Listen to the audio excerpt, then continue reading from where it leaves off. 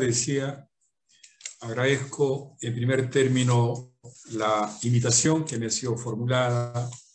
para tratar un tema bastante importante, de bastante actualidad también, pero al mismo tiempo de una situación completamente contraria de parte del Poder Ejecutivo y del Legislativo, en algunos casos, para tratar que un asunto tan importante como es la negociación colectiva de trabajo para el sector público se desarrolle dentro de los estándares normales que toda negociación colectiva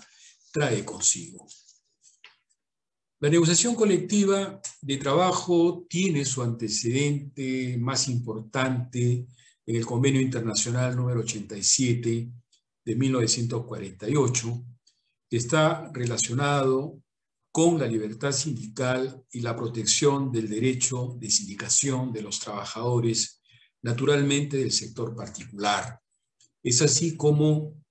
se da inicio a lo que más adelante serían los derechos fundamentales universales del derecho del trabajo, que se cimenta de una manera bastante puntual con el inicio y sobre todo la protección del derecho de la libertad sindical.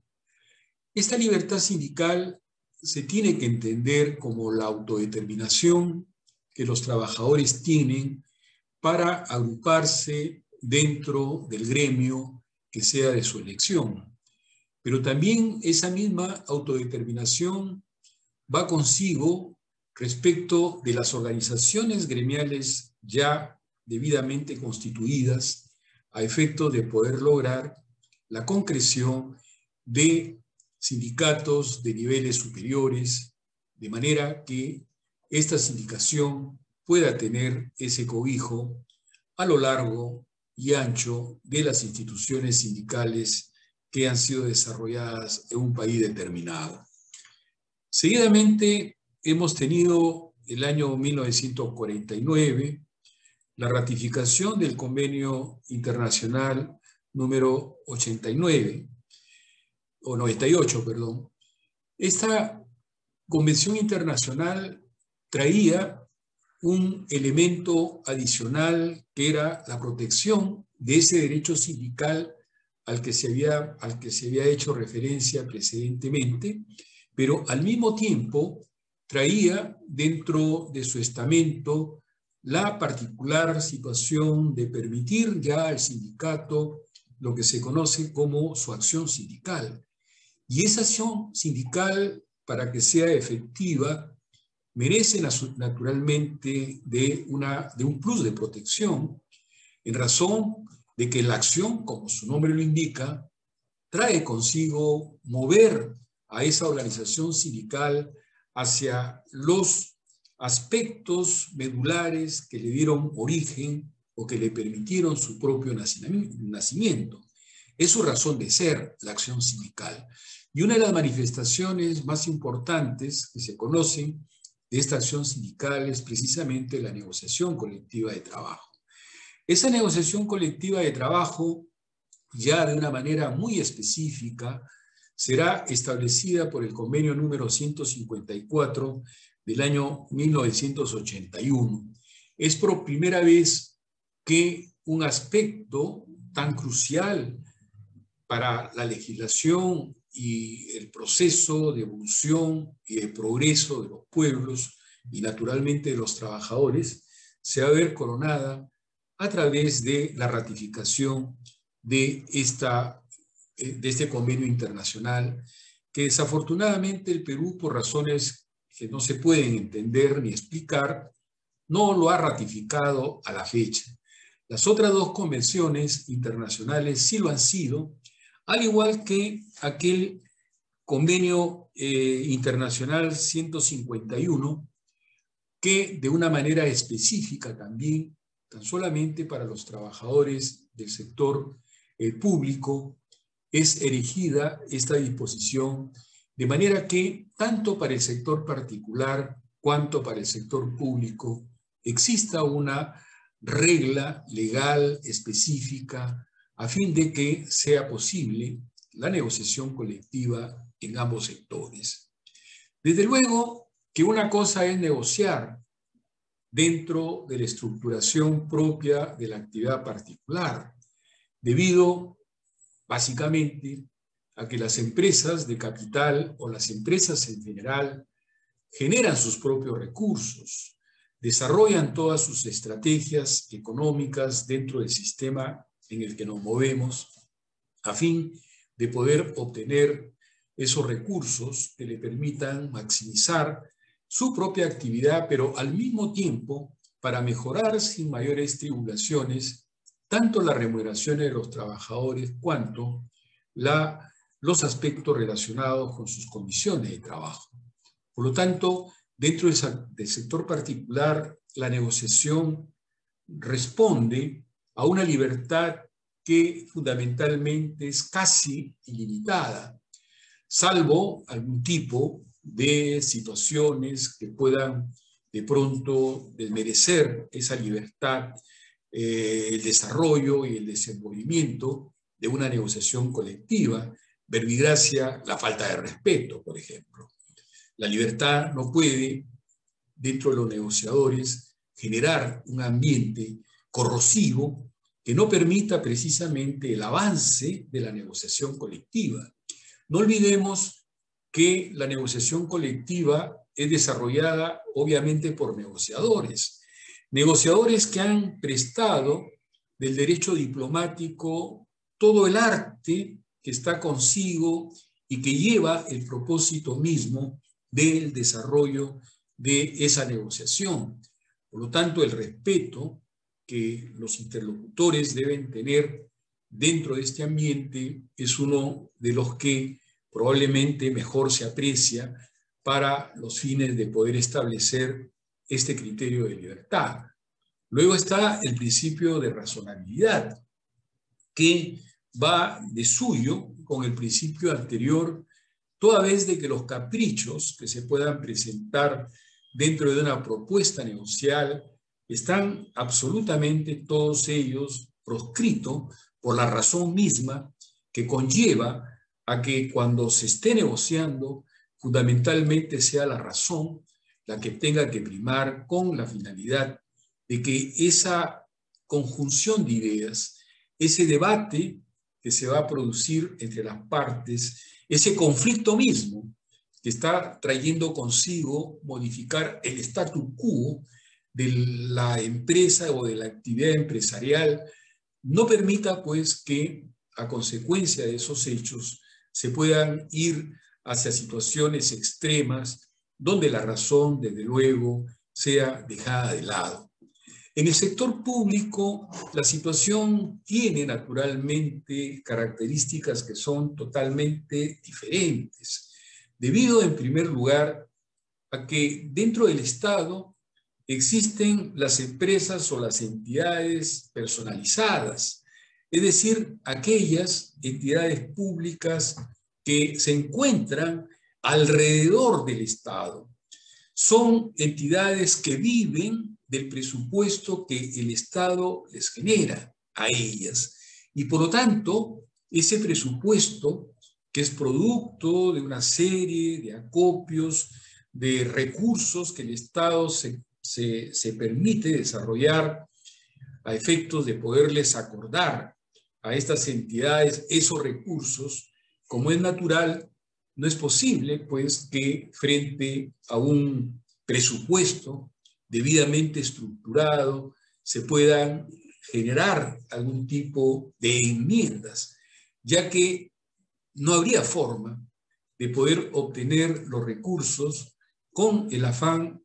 de poder satisfacer esas exigencias adicionales o mayores que se pudieran haber presentado a consecuencia de esa enmienda que la convención colectiva misma dentro del sector pudiera haberse presentado.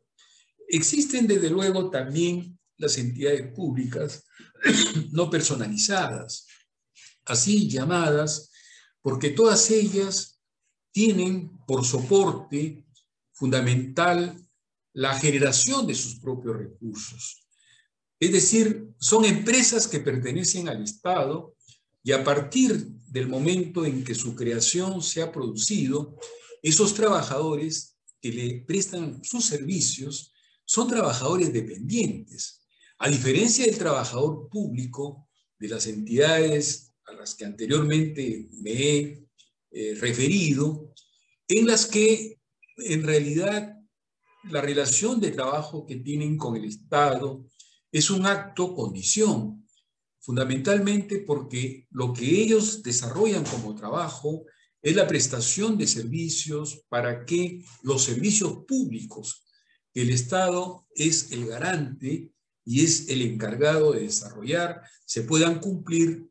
en función a las metas, en función a los proyectos que sobre el particular se tienen así diseñados y sobre todo con el afán de que el administrado pueda tener un servicio público óptimo, de calidad y que sobre todo le permita ir mejorando o generando una vida mucho más saludable.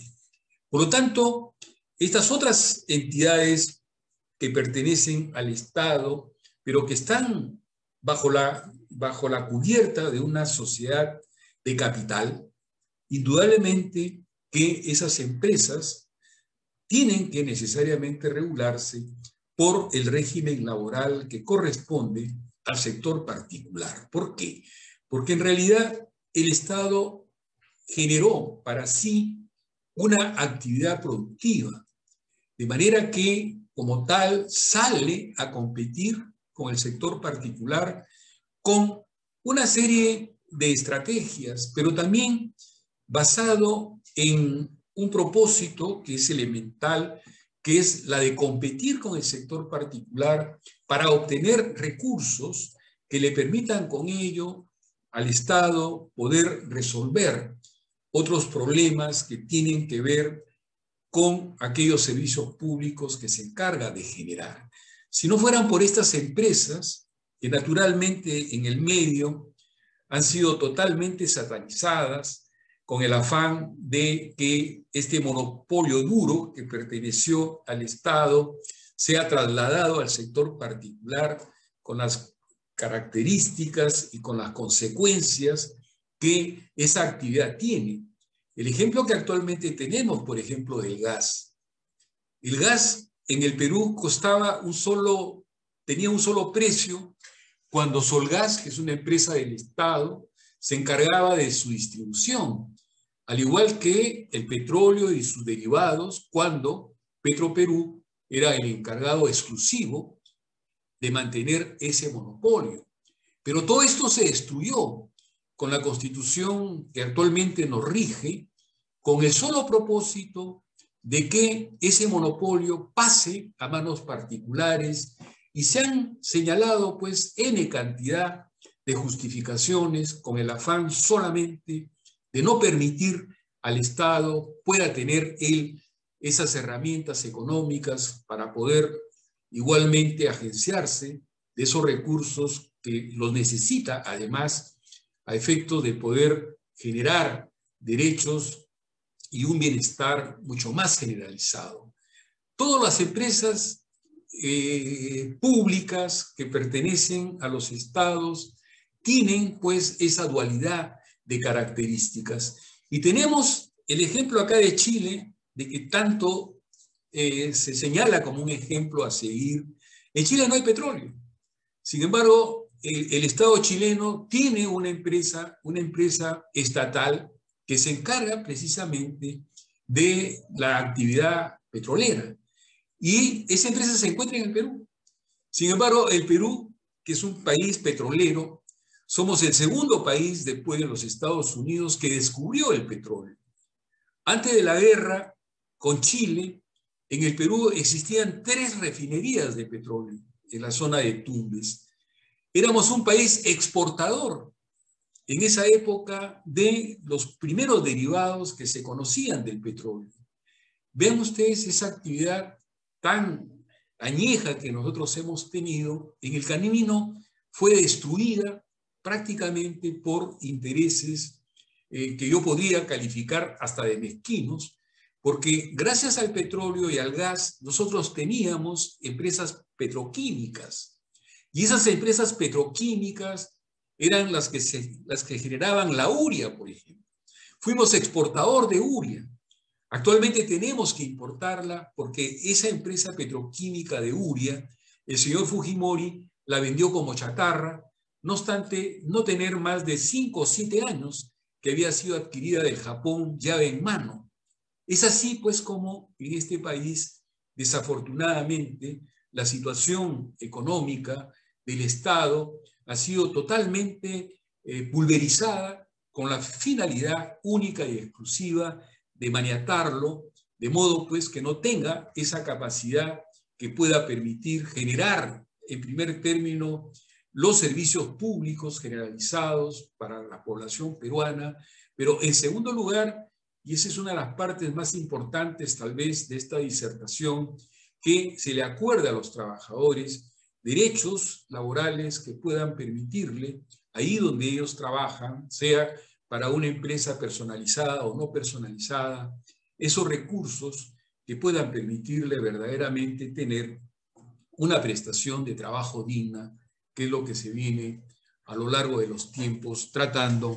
de establecer a fin de poder generar un ambiente laboral sano, un ambiente laboral que permita a los trabajadores desarrollarse y desempeñarse dentro de los estándares que universalmente se han venido así estableciendo.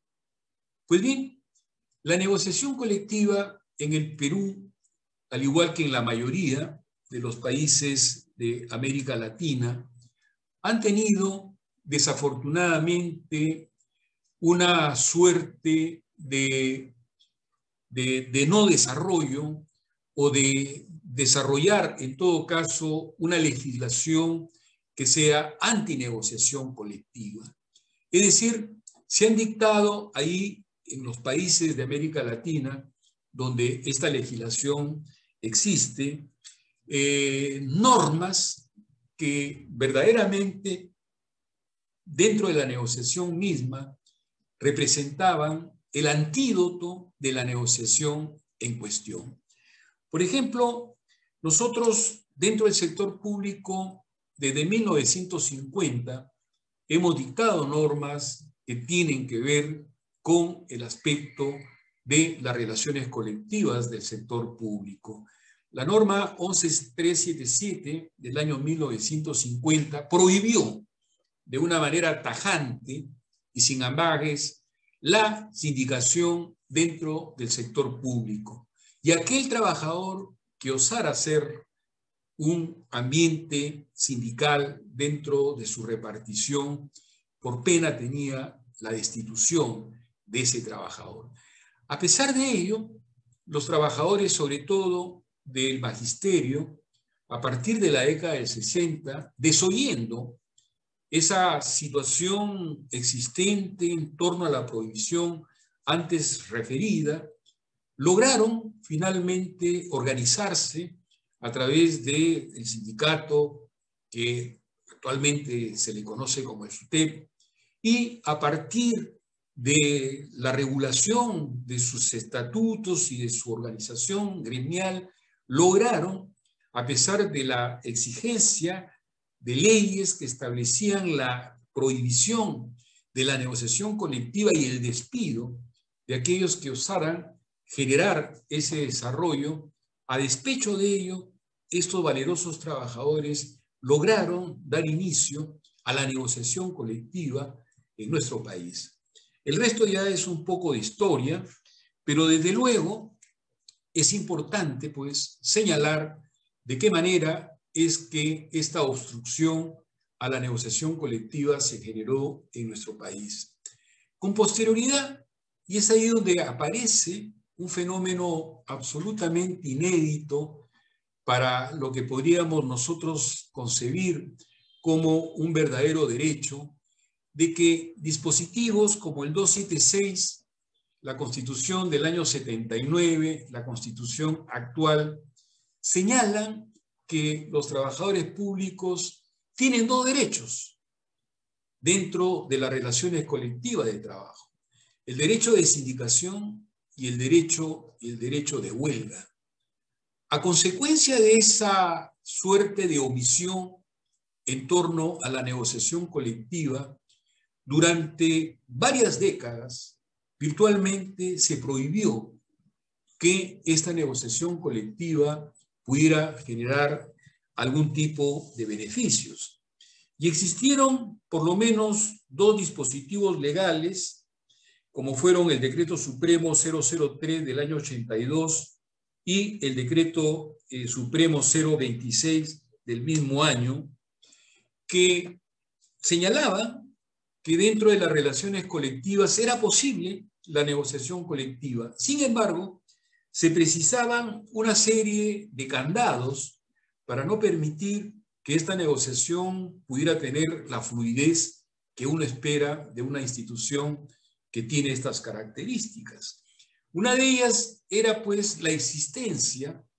de una serie de elementos previos a la negociación colectiva, como era la nominación de un comité especial,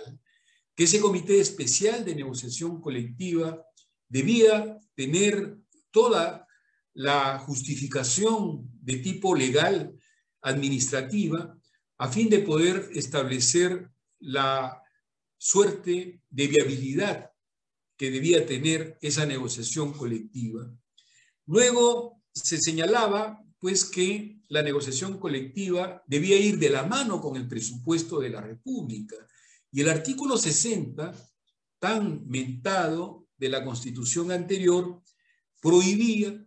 cualquier egreso económico de parte del Estado que no estuviese debidamente presupuestado. Por lo tanto, la ley permitía, de una forma formal, valgan las redundancias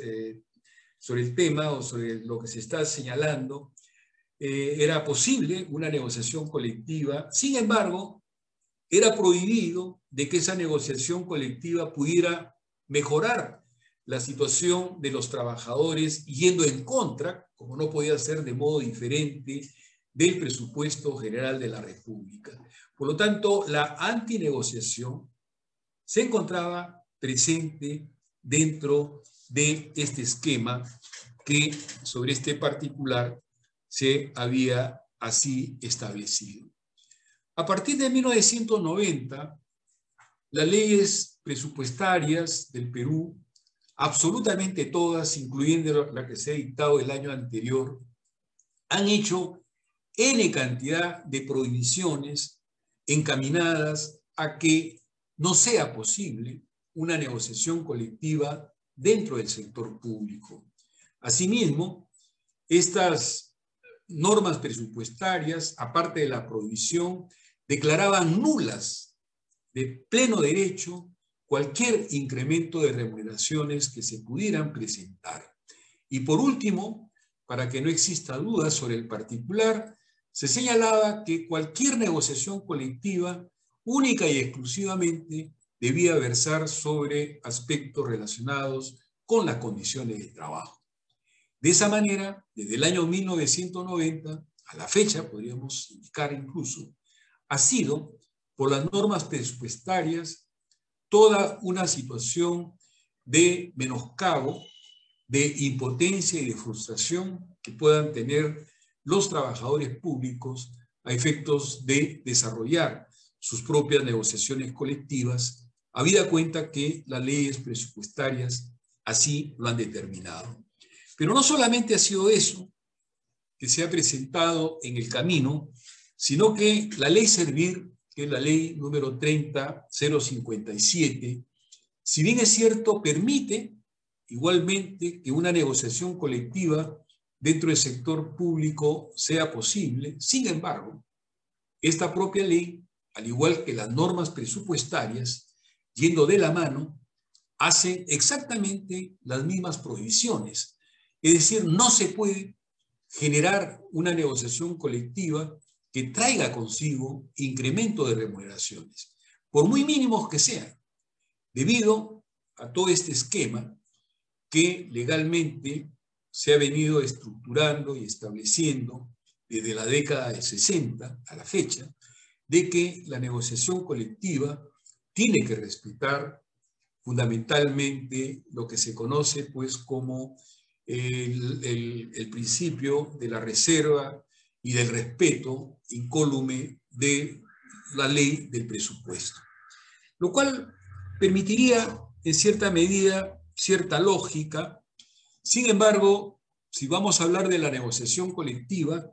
uno de los aspectos más importantes que tiene a la mano la negociación colectiva es precisamente el incremento de las remuneraciones. Porque si este punto central de la negociación colectiva es excluido, que es lo que ha acontecido a lo largo de todos estos tiempos, por lo tanto, esa negociación colectiva no tiene verdaderamente ninguna esencia legal de derecho que le pueda permitir tener ese nombre. Una negociación colectiva es un diálogo que las partes desarrollan con el solo propósito justamente de mejorar las condiciones de trabajo y las condiciones económicas de los trabajadores. Por lo tanto, si abstraemos esa condición económica dentro de la negociación colectiva, la institución, desde luego, carece de eficacia legal, carece de derecho. Sería una disposición que verdaderamente ha sido concebida para que dentro del espectro etéreo se tenga que desarrollar. Sin embargo, nosotros hemos aterrizado en tierra. El trabajador es una persona de carne y hueso, es una persona que tiene un proyecto de trabajo, pero también tiene un proyecto de vida.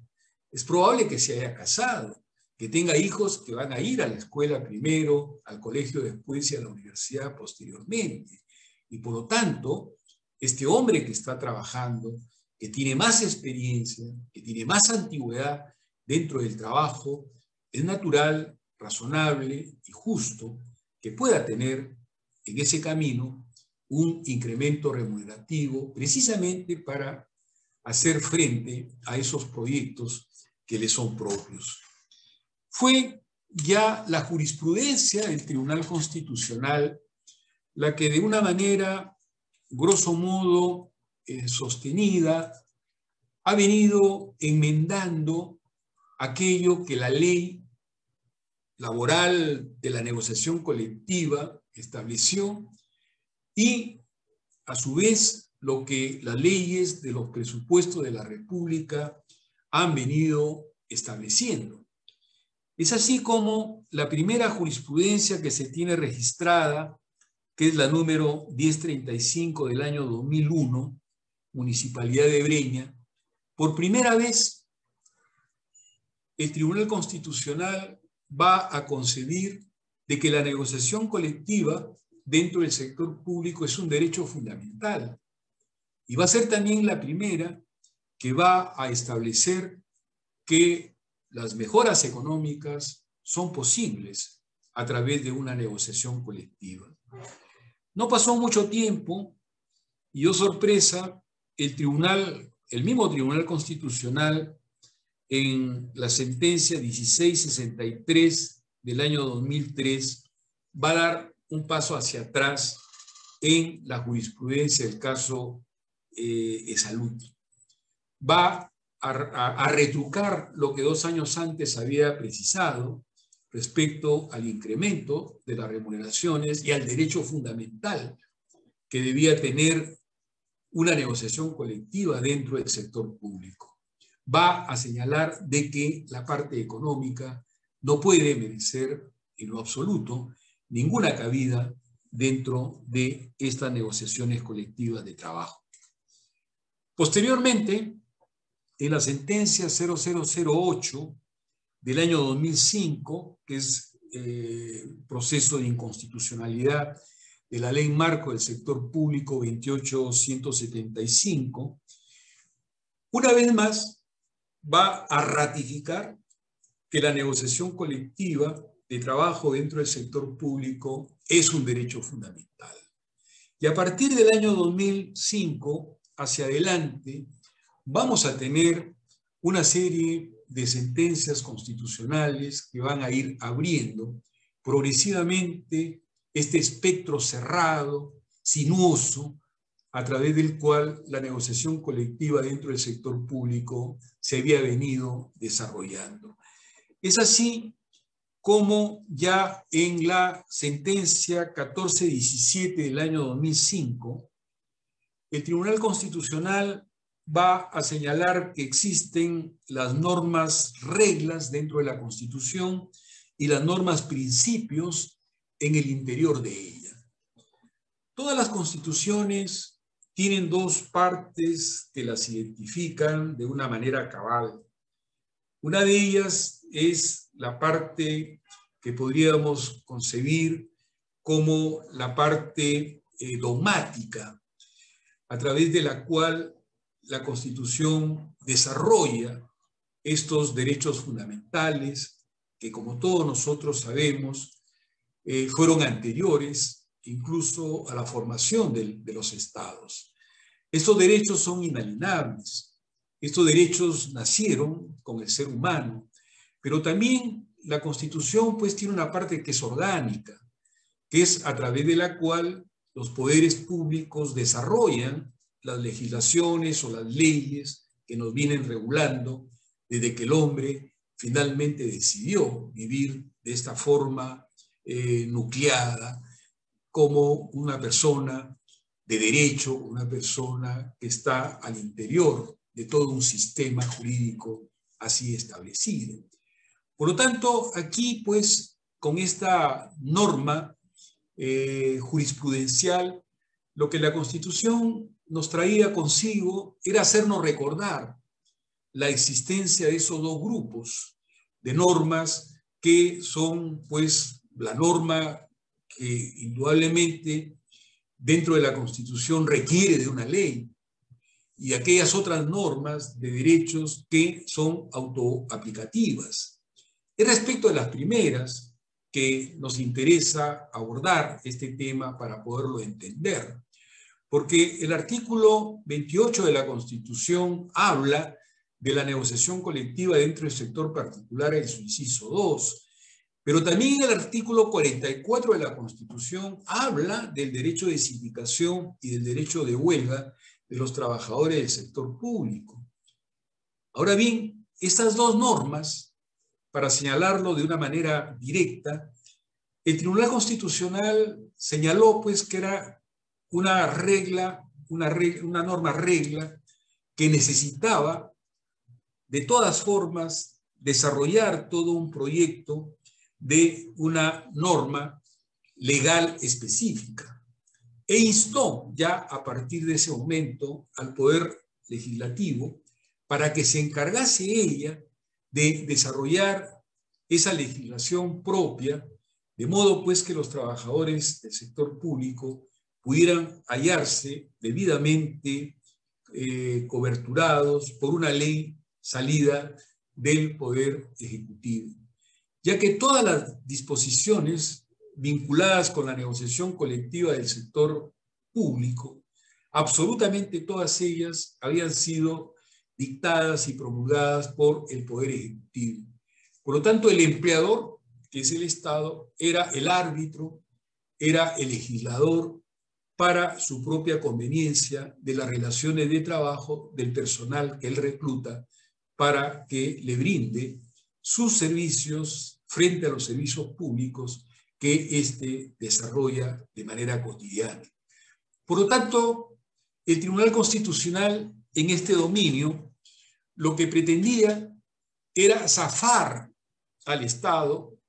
dentro del Poder Ejecutivo de seguir reglando y normando un aspecto donde era juez y parte. Eso no es ético,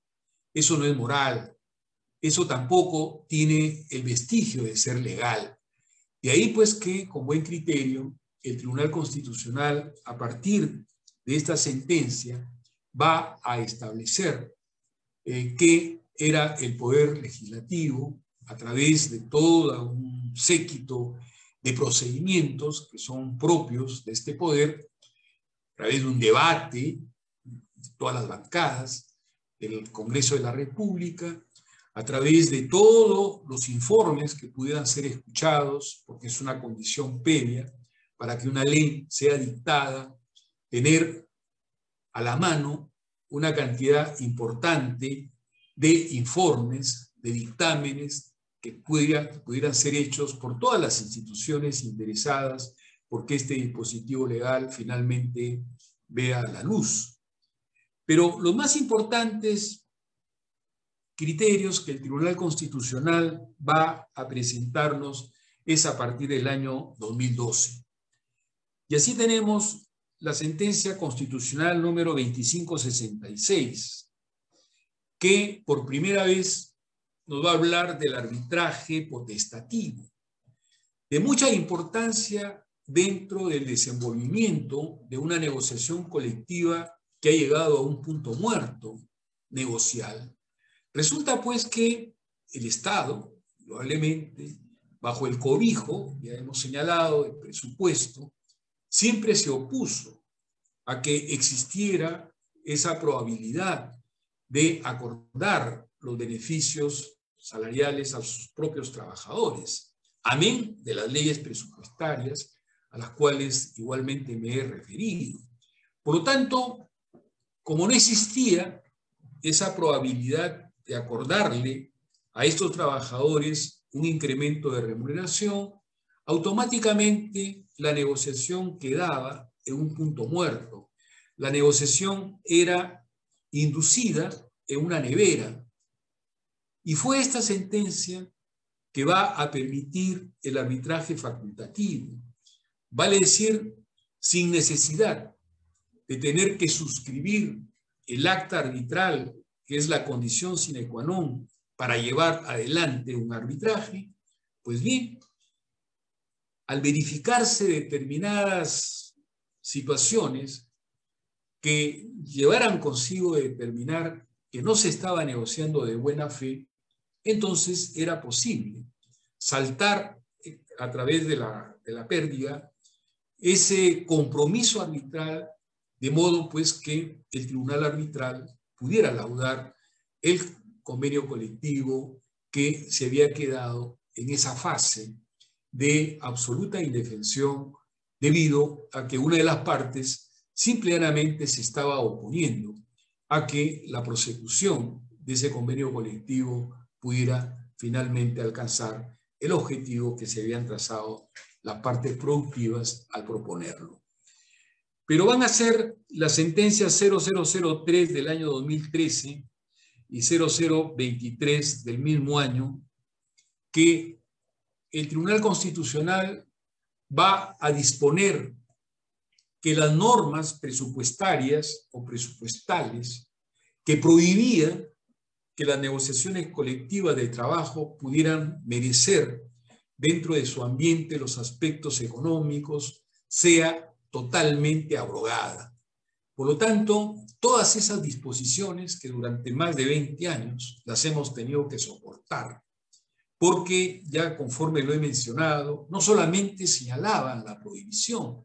de la negociación colectiva, sino que el producto de la negociación colectiva era nulo ipso facto y de puro derecho. Por lo tanto, frente a ese escenario legal totalmente atípico, abusivo, lo que el Tribunal Constitucional ha hecho a través de estas sentencias es virtualmente zafar esas piedras que en el camino se habían producido. Posteriormente, en este mismo año, se va a dictar la sentencia 00025 del año 2013 y la 0003 del año 2014. Ambas tienen que ver con la ley Servir, porque la ley Servir, conforme lo he señalado con anterioridad, también coloca como aspecto medular de la negociación colectiva no negociar los aspectos económicos, bajo responsabilidad, bajo una serie de factores que sobre el tema se habían presentado. Igualmente, con el mismo criterio, el Tribunal Constitucional va a indicarnos de que es imperativo que la negociación colectiva de trabajo traiga consigo el incremento de las remuneraciones que exista la libertad sindical y sobre todo también patronal cuando se trata de una negociación colectiva de estas características. Y va a instar al Poder Legislativo para que un plazo que se señaló de 180 días, me parece, tuviesen que regular legislativamente la negociación colectiva de trabajo. Y precisó los aspectos, por lo menos 6 o 7, que esa nueva legislación debía traer consigo a fin de poder, de una u otra manera, establecer el respeto del equilibrio presupuestario, que es uno de los temas centrales de una negociación colectiva dentro del sector público, conforme lo he señalado. De esa manera, se señaló, en primer lugar, que los trabajadores debían tener una información amplia sobre la situación económica de la entidad donde ellos prestaban sus servicios. Esa información resultaba ser importante porque frente a la contrastación que pudiera tener, los trabajadores sabían de antemano cuál era la situación real de la economía de la entidad, de la economía del Estado, de la economía de la sociedad peruana dentro del sector público. De esa manera, con esta información abundante, a su alcance, contrastable, podía el trabajador o los sindicatos tener un punto de inicio de tanta importancia de poder saber cuál era en realidad la situación económica de esa entidad, con el afán de poder establecer parámetros razonables acerca de la situación patrimonial o económica, si se quiere, de esa futura negociación colectiva. En otras palabras, a los trabajadores se le acordaba, previa a la presentación del pliego de reclamos, toda esa información que resulta útil a fin de poder establecer un pacto colectivo que sea realmente consonante con la realidad propia del centro o la entidad pública donde se presta el servicio. Lo segundo era que debía participar una autoridad pública para controlar la secuela de esa negociación. Y lo que es normal a este nivel es pues que esas entidades públicas sea el Ministerio de Economía y Finanzas y indudablemente también la entidad Servir, porque de una u otra manera, aun cuando el Tribunal Constitucional haya establecido de que por lo menos 3 dispositivos legales dentro de la negociación colectiva del sector público eran contrarias a la Constitución, pero también contrarias al derecho fundamental universal establecido por la Organización Internacional del Trabajo, no quiere decir pues que para el resto de lo que la legislación de la ley Servir acontece o acuerda, esté también fuera del ambiente legal a través del cual esta disposición fue promulgada. De ahí pues que hay una suerte de veedor público a fin de poder establecer que en realidad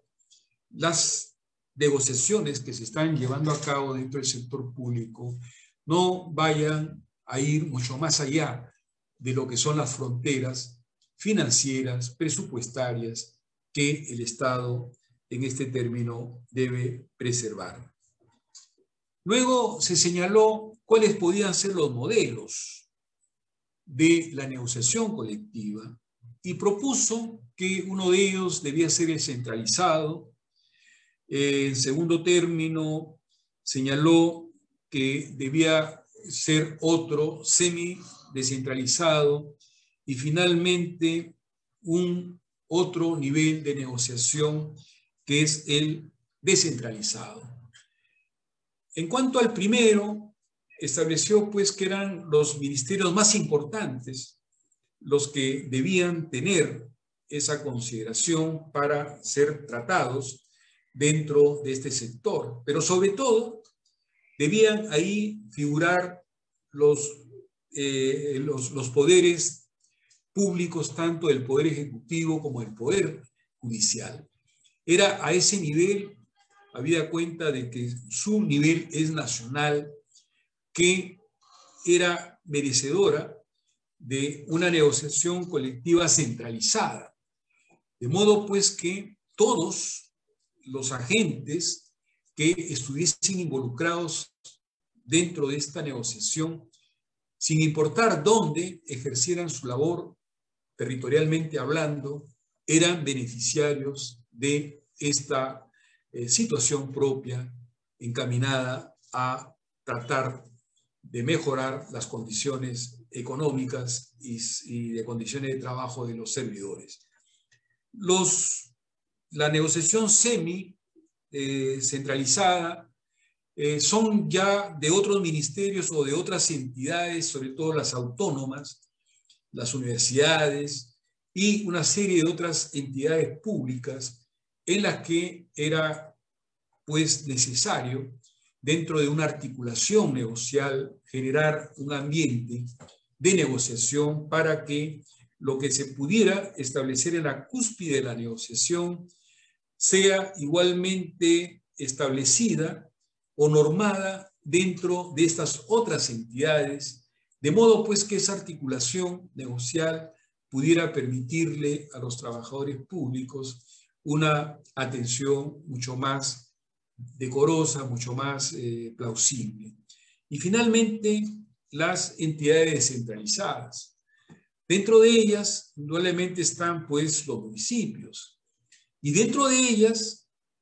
es curioso que, a pesar de que no lo dice el Tribunal Constitucional, estarían también las empresas públicas del Estado que se regulan como sociedades de capital. Aspecto pues que en realidad va en contra de lo que es la división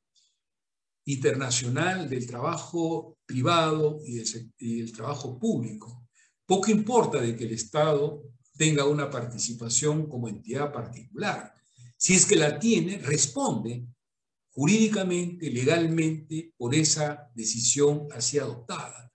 Por lo tanto, no se podría, a juicio mío, hacer que todas las negociaciones colectivas de los trabajadores se tengan que regular a través de una sola disposición legal. Habida cuenta que existe una división internacional, ya lo dije al comienzo de esta conversación, de cómo es que están calificadas y catalogadas las entidades que le pertenecen al Estado. Están pues aquellas que son personalizadas y aquellas otras que no tienen ese carácter. Seguidamente habló de la autonomía, aspecto que ya con anterioridad lo he señalado. Luego habla así pues de un aspecto que es muy importante, que es la tutela del principio presupuestal, del equilibrio presupuestal. Es el ABC de la negociación colectiva, el equilibrio presupuestal. Por eso una de las características de la negociación colectiva del sector público es de que se inicia su aplicación a partir del inicio del futuro presupuesto de la República, a diferencia del sector particular, donde normalmente la negociación colectiva tiene por punto de aplicación el inicio de la negociación colectiva. Poco importa la época en que ésta se tenga que desarrollar, pero el punto de inflexión, el punto de vigencia de la negociación colectiva, salvo que se pacte de otra forma, es siempre el inicio de esa negociación colectiva. El sector público es un poco al revés. Se puede negociar todo el tiempo que sea posible, pero una vez que se convenga con un resultado sobre este particular, lo que va a acontecer es que recién será a partir del presupuesto futuro que la negociación colectiva tendrá esa eficacia que las partes le dieron al momento de dar inicio a su negociación colectiva. Y finalmente señala pues que el Parlamento o el Congreso de la República debe estar notificado de la manera y de la forma como la negociación colectiva en la parte económica debe ser considerada, debido a que el presupuesto de la República llega al Parlamento y, por lo tanto, dentro de su discusión tendría que figurar el aspecto propio de la negociación colectiva que sobre el tema se habría presentado. A consecuencia de que el Congreso de la República fue instado para que redacte esa negociación colectiva, lo hizo el año 2016. Luego de todas las discusiones, en 2018, el documento ya hecho ley pasa a través de la autógrafa al Poder Ejecutivo. El Poder Ejecutivo observó ese proyecto de ley, todos los dispositivos que éste contenía, pero no se quedó ahí. Presentó un proyecto de ley y posteriormente dictó el famoso decreto de urgencia 014 del año 2020. Por lo tanto, el Poder Ejecutivo, una vez más, fiel a su temperamento, fiel a su obstrucción que siempre ha tenido respecto de la negociación colectiva, generó este ambiente absolutamente sinuoso, de no solamente observar, claro, eso era su derecho observarlo, pero el Tribunal Constitucional había dicho de que era el Parlamento el que debía elaborar y discutir esa negociación, esa ley de negociación colectiva, y así lo hicieron. Sin embargo, el Poder Ejecutivo, de acuerdo a sus propias conveniencias, observó la ley, presentó un proyecto de ley y dictó con posterioridad el decreto de urgencia. Entonces, habían tres normas legales que, de consumo, trataban de regular este tema. No fue sino en el Congreso anterior que se va a derogar el Decreto Supremo 014, pero al mismo tiempo se va a dictar la Ley de Negociaciones Colectivas en el Sector Público, que es la Ley 31.188. Por lo tanto, en sustancia, el Poder Legislativo ha dado cumplimiento a lo que el Tribunal Constitucional, a través de estas sentencias constitucionales a las cuales me he referido, ha indicado de qué manera una negociación colectiva dentro del sector público es posible. Y por primera vez, nosotros verificamos que es el Poder Legislativo el que se ha encargado de regular un tema que, a decir verdad, son muy pocos los países en el mundo que han tenido la osadía de generar esta situación tan importante de establecer una negociación colectiva salida del Parlamento. En América Latina son no más de 6 o 7 países que lo han regulado, ¿no? Bueno, está pues Colombia, Costa Rica, por cierto, Argentina, está Brasil, está Chile, está Paraguay, está República Dominicana y finalmente el Perú, que se ha encargado finalmente de establecer toda una legislación propia dentro del sector público. Grosso modo, hemos señalado cuáles serán las directivas o directrices que el Tribunal Constitucional estableció para que una negociación colectiva pudiera darle luz a las relaciones colectivas de trabajo. Y esta ley, en cierta medida, las ha recogido, porque en primer término permite pues que sea tanto el Ministerio de Economía como el MEF, que es el MEF, como Servir, sean las entidades que se encarguen de supervisar todo aquello que tenga que ver con el aspecto medular de una negociación colectiva dentro del sector público. En segundo lugar, señala pues que sí es posible, como las sentencias constitucionales lo han venido precisando en los últimos tiempos, que se negocie también dentro de la negociación colectiva del sector público el aspecto económico. De esa manera, tanto las leyes derogadas inconstitucionalmente por el Tribunal Constitucional quedan abrogadas y se le permite finalmente a los trabajadores públicos llevar adelante este propósito negocial, ¿no?, de la parte económica. Lo tercero es pues que existen las negociaciones, los niveles de las negociaciones colectivas como centralizadas, semicentralizadas y descentralizadas. De esa manera se ha dado cumplimiento también a lo que el Tribunal Constitucional ha señalado. Probablemente donde la ley se va un tanto mucho más allá es al respetar que las entidades del Estado que se regulan como empresas de capital no se encuentren involucradas dentro de esta ley que acabo de señalar, lleva por número 31188, que se publicó el 2 de mayo del presente año, sino que esas entidades, al igual que las municipalidades, puedan regular, las municipalidades respecto a sus trabajadores obreros, puedan regular esa negociación colectiva a través del Decreto Supremo 010 del año 2003, que es la Ley de Relaciones Colectivas del Sector Privado, de donde se pretendió zafarlos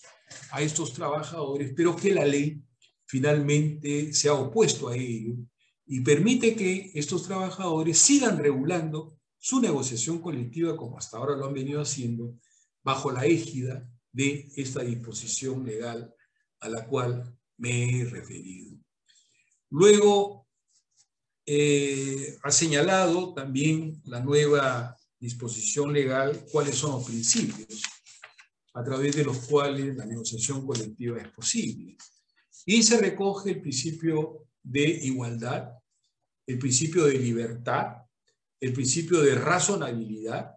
que son los principios que el Tribunal Constitucional ha exigido sean ponderados dentro de una disposición de esta naturaleza. Por lo tanto, esos principios son los que, en cierta medida, van a traer consigo el tema relacionado con la parte vinculante a esta negociación colectiva. Luego, las partes que van a negociar, ¿quiénes son? De parte de los trabajadores en las negociaciones colectivas de nivel general, ¿no? Las centralizadas son las grandes centrales de los trabajadores públicos las que van a desarrollar esa negociación colectiva. Para el resto pueden ser las federaciones, los sindicatos y hasta los delegados sindicales. De modo pues que no exista ninguna posibilidad de obstrucción o de entrabamiento para que las organizaciones gremiales que se encuentran debidamente constituidas desarrollen el ejercicio encaminado a tratar de que su negociación colectiva se lleve a cabo. Y de parte del Estado requiere pues de que estas partes que van a participar dentro de la negociación tengan suficientemente acreditado de que ellos van a presupuestar aquello que nazca de la negociación colectiva, si acaso esta es resuelta a través del trato directo de la Junta de Conciliación o a través del arbitraje. Todas estas soluciones que han sido tomadas del aspecto negocial del sector particular han sido pues traídas al sector público para que de esa manera una negociación colectiva pueda desarrollarse sin mayores tribulaciones. Para que el arbitraje sea posible, también está el arbitraje facultativo, que ya hemos establecido cuáles son sus parámetros, pero dentro del arbitraje los árbitros deben y tienen que participar con la autonomía que es propia a la exigencia de un laudo arbitral. Los laudos arbitrales, pues, a diferencia de lo que las leyes públicas, por ejemplo, el 014, la urgencia, 014 señalaba pues, que los árbitros podían ser penalizados, que los árbitros podían ser expulsados de una lista ad hoc que existe de los árbitros que deben desarrollar estas actividades. Todos esos aspectos que verdaderamente lastiman la autonomía que debe tener un árbitro han sido totalmente dejadas de lado. Lo que sí se requiere, pues, es del informe del Ministerio de Economía y Finanzas a efectos de poder establecer en realidad cuáles son los parámetros que deben existir frente a una negociación colectiva. Y finalmente, para terminar, señores, yo sé que los he cansado en demasía, es curioso que el laudo arbitral o la convención colectiva de trabajo en el sector público haya ido mucho más allá de lo que existe para el sector particular y sobre todo para el derecho comparado. Porque la convención colectiva, al igual que el laudo arbitral, tienen mérito ejecutivo. Por lo tanto, lo que se laude o lo que se convenga convencionalmente en el sector particular, los trabajadores tienen que, conforme a la legislación existente, dar inicio a un procedimiento de incumplimiento de la negociación colectiva. Con la nueva ley de relaciones colectivas de trabajo del sector público, ese mismo documento tiene efecto ejecutivo. Vamos a ver, pues, en el desarrollo de esta temática negocial, es muy novedosa, es muy particular, trae prácticamente elementos recogidos tanto del Tribunal Constitucional, como ya lo he señalado, trae igualmente todo el bagaje de los conocimientos del derecho internacional y sobre todo, y esto es lo más importante, trae consigo una serie de principios que han sido recogidos del Tribunal Constitucional. Les agradezco, señores, pues, por esta larga exposición.